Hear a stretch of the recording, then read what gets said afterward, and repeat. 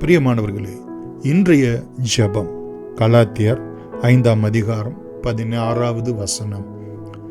ஆவிக்கு ஏற்றபடி நடந்து கொள்ளுங்கள், அப்பொழுது மாம்ச இச்சையை நிறைவேற்றாதிருப்பீர்கள். மகா இரக்கமும் கிருபையும் உள்ள அன்பின் பிதாவில் கர்த்தருடைய பிள்ளைகளாகிய நாங்கள் மாம்சத்தின்படி இவ்வுலகத்தார் நடக்கிறது போல அவைகளுக்கு நாங்கள் கடனாளிகள் அல்ல என்று வேதம் சொல்லுகிறபடியே ஆண்டவரே, எங்களுடைய மாம்சத்தையும் அந்த மாம்சத்தினுடைய இச்சைகளையும் அந்த மாம்சத்தினுடைய கிரியைகளாகிய எல்லா விதமான விபச்சாரம், வேசித்தன, விக்கிரக ஆராதனை, கோபங்கள், சண்டைகள், வைராக்கியங்கள், பொறாமைகள், களியாட்டுகள், இப்பில்லி சூனியங்கள், இவை எல்லாவற்றையும் இதனுடைய சிறையிருப்புகளிலிருந்து, இந்த அசுத்தத்தின் சிறையிருப்புகளிலிருந்து, இந்த காம விகாரம், பகைகள், விரோதங்கள் சிறையிலிருந்து நீர் எங்களை விடுதலையாக்கி தகப்பனே, நாங்கள் அவைகளை எல்லாவற்றையும் சிலுவையிலே அறைய ஆண்டவர் எங்களுக்கு உதவி செய்து ஆவியின் கனியினாலும் நாங்கள் நிரப்பப்பட சமாதானம், நீடிய பொறுமை, தயவு, நற்குணம், விசுவாசம், அன்பு,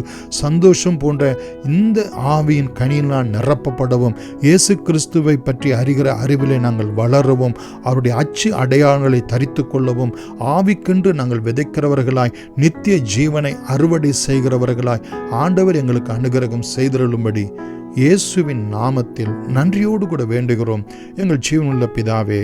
ஆமேன். God bless you.